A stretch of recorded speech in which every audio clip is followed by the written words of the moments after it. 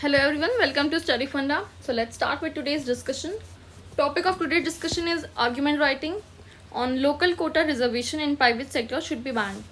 आपको पता होगा रिसेंटली बहुत सारे स्टेट जैसे कि आंध्र प्रदेश ने, मध्य प्रदेश ने, छत्तीसगढ़ ने, इनफैक्ट रिसेंटली हरियाणा ने भी ये लॉ पास करा था कि प्राइवेट सेक्टर में लोकल रेजिडेंट्स के लिए, जो लोकल पॉपुलेशन है उनके लिए रिजर्वेशन होगा. तो ये जो हमारा आर्ग्यूमेंट टॉपिक है ये उसी के ऊपर है. So let's start with our discussion. हमने अपना इंट्रोडक्शन इसमें वही रखा है जो रिसेंट में हुआ है. Recently many states like Haryana and Andhra Pradesh have passed bill to reserve job for locals in private sector working in their states. हमने सिंपल इंट्रोडक्शन दिया है, वो भी वो जो न्यूज़ में है. अच्छा, ये न्यूज़ इसलिए भी इंपॉर्टेंट हो जाती है बिकॉज अगर क्वेश्चन बाय चांस पेपर 1 में आ सकता है कि लोकल कोटा रिजर्वेशन किस कॉन्स्टिट्यूशनल प्रोविज़न के अगेंस्ट जाता है, तो आप इस न्यूज़ को थोड़ा ध्यान से पढ़िएगा. आपको पता होना चाहिए कि लोकल कोटा रिजर्वेशन या फिर ये आ सकता है कि स्टेट ने इंट्रोड्यूस करवाया था रिसेंटली पंजाब और हरियाणा जो हाई कोर्ट है उसने स्टे ऑर्डर दे दिया था इस बिल के ऊपर. ये जो लॉ पास हुआ है इसके ऊपर स्टे ऑर्डर मिल गया. लेकिन एक्चुअली कॉन्स्टिट्यूशनल प्रोविज़न जो है उसमें ये है कि आप local quota reservation private sector में कोई बात नहीं करी गई है. पब्लिक सेक्टर में अलाउड नहीं कर सकते. लोकल कोटा रिजर्वेशन का लोकल रेजिडेंट्स के लिए जो रिजर्वेशन है, ऐसा कोई भी रूल नहीं है कॉन्स्टिट्यूशन में कि आप पब्लिक सेक्टर में प्रोवाइड करें. लेकिन कॉन्स्टिट्यूशन ने प्राइवेट सेक्टर के बारे में ऐसा कुछ भी नहीं कहा है कि प्रोवाइड कर सकते हैं या नहीं कर सकते हैं. तो ये एक ओपन इंटरप्रिटेशन है क्योंकि कॉन्स्टिट्यूशन पब्लिक सेक्टर जॉब्स में मना करता है लोकल कोटा रिजर्वेशन के लिए, लेकिन प्राइवेट सेक्टर के लिए एज सच कॉन्स्टिट्यूशन में कोई रूल्स नहीं है. तो ये एक मैटर ऑफ कंसर्न है यहाँ पे.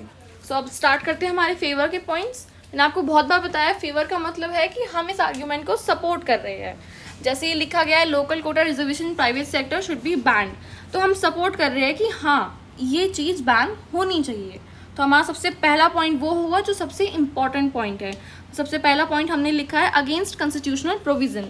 इसमें हमने लिखा है कि ये कॉन्स्टिट्यूशन के कुछ प्रोविज़न के अगेंस्ट जाता है. और कौन कौन से प्रोविज़न के अगेंस्ट जाता है वो है आर्टिकल 19(1)(g) के और आर्टिकल 16(3) के.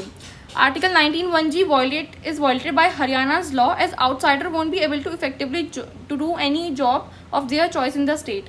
आपने आर्टिकल्स पढ़े होंगे, अब तो पेपर पास आ रहा है तो आई थिंक आपको सारे fundamental rights on the tips होने चाहिए याद. नहीं है तो अभी जाओ खोलो बुक्स और अपनी रिवाइज करो.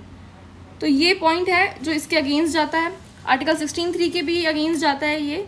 It allow reservation based on the residence by a parliamentary law in matter of public employment and not in private employment. और एक चीज़ और, ये जो लॉ है ये पार्लियामेंट्री लॉ है.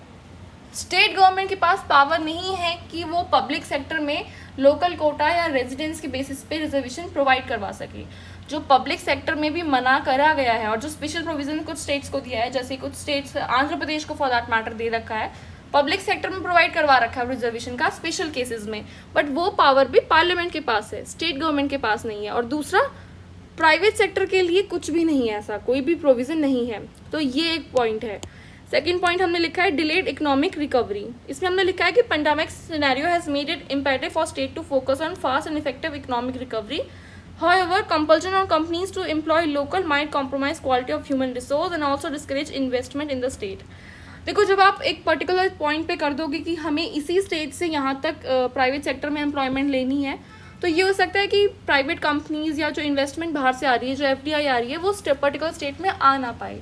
क्योंकि ज़रूरी नहीं है कि प्राइवेट सेक्टर को जो एम्प्लॉयमेंट चाहिए, जिस तरह का उनका क्राइटेरिया चाहिए, वो सारे फुलफिल करने वाले कैंडिडेट उस पर्टिकुलर स्टेट में मिल जाए. तो ये एक पॉइंट ऑफ कंसर्न है हमारा. और दूसरा ये होगा कि ऑलरेडी इकोनॉमिक रिकवरी बहुत स्लो हो रही है कोविड के बाद से. तो अगर आप ऐसे में इस तरीके के लॉ लेकर आओगे तो स्टेट में और डिसरप्शन आएगा, इन्वेस्टमेंट और डिक्रीज हो जाएगी, क्योंकि ज़रूरी नहीं है कि हर स्टेट में हर तरह के क्राइटेरिया वाले लोग मिल सके. तो ये एक मोनोपोली हो जाएगी. तो इससे प्राइवेट सेक्टर इस चीज़ को फॉलो शायद करने में दिक्कत करे, वो नहीं इसको फॉलो करना चाहेंगे. थर्ड पॉइंट हमने लिखा है कि this principle goes against the unity of the country. India as a country हमारा एक यूनियन माना जाता है. तो हमें एक स्टेट अपना कोई अलग लॉ बना रहा है जहाँ पे वो आउटसाइडर स्टेट्स को मना कर रहा है, एज अ कंट्री अगर आप आउटसाइडर्स को मना करें तो फिर भी यूनियन गवर्नमेंट लॉ बना रही है तो फिर भी हम मान सकते हैं, लेकिन एक स्टेट दूसरे स्टेट के लोगों को आने से मना कर रहा है तो वो तो कहीं ना कहीं हमारे इंटरनल फैक्शंस दिखाएगा स्टेट्स के बीच में, और इनसाइडर और आउटसाइडर की प्रॉब्लम्स इंक्रीज होगी और जो यूनिटी है कंट्री की वो कहीं ना कहीं हैम्पर होगी। तो ये हमने पॉइंट लिखा है। अब इसी तरीके से अगेंस्ट के पॉइंट हमने लिखे हैं, ये अगेंस्ट होना चाहिए, सॉरी आर्ग्यूमेंट लिख दिया मैंने।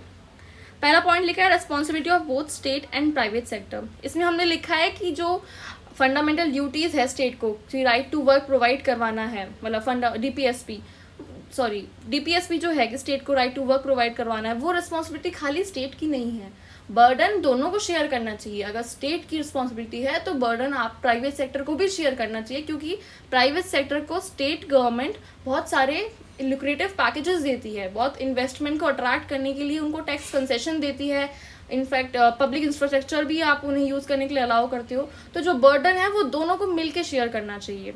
तो यही पॉइंट हमने लिखा है। We need such policies to achieve substantial equality, that is to achieve constitutional mandate of equality for all citizens. It is a legitimate right to ask the private sector to share the burden by complying with the reservation policy, since private industry use public infrastructure in many ways, and also they use a lot of tax concession और जो policy favorable policy जो state government लेकर आती है। Next point हमने लिखा है declining economy and job shortages. हम देख रहे हैं कि बहुत ज़्यादा स्टेट्स को कोशिश करनी पड़ रही है इन्वेस्टमेंट अट्रैक्ट करने की।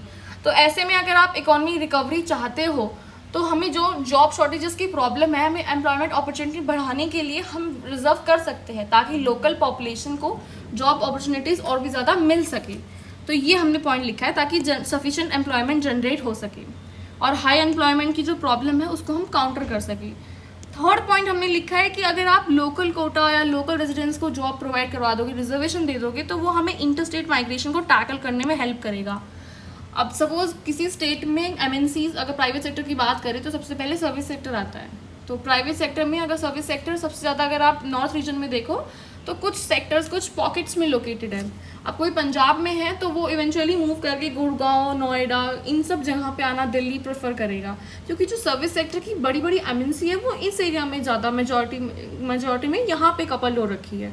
तो ये क्या है कि अगर आप लोकल कोटा रिजर्वेशन दोगे तो वो इसको हैम्पर करेगा, इंटरस्टेट माइग्रेशन को हैम्पर करेगा, और कहीं ना कहीं जो लोकल रेजिडेंट्स है वो वहीं के वहीं रहेंगे अपने स्टेट में, तो उन्हें अपना घर वगैरह छोड़ के जाना नहीं पड़ेगा। और दूसरा जो स्टेट की डेमोग्राफी चेंज हो जाती है वो भी चेंज नहीं होगी। तो हमने यही इसमें पॉइंट लिखा है कि हमें हेल्प होगी, जो लोग यहाँ पे रह रहे हैं उन्हें वहीं की वहीं जॉब मिल जाएगी। तो जो एक्स्ट्रा एक्सपेंसेस आते हैं, खर्चे आते हैं, जो एक्सपेंडिचर हम विटनेस करते हैं जब आप किसी दूसरे स्टेट में माइग्रेट करते हो, घर भी लेते हो या फिर कुछ एसेंशियल्स वगैरह चीज़ें लेनी पड़ती है, तो इन सबको काउंटर करने में हेल्प होगी। और सबसे इंपॉर्टेंट जो लोकल डेमोग्राफी है वो इंटैक्ट रहेगी।